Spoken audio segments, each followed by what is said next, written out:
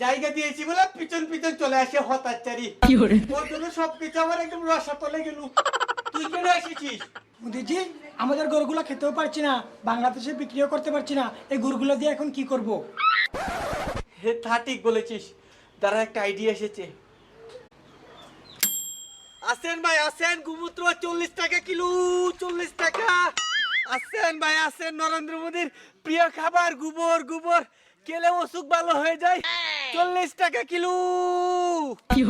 এই চলে আসেন, মাত্র 10 টাকা। নরেন্দ্র মোদীর শান্তি, আপনাদেরও শান্তি, এখানে খেলে বাড়িতে শান্তি। চলে আসেন, মাত্র 10 টাকা।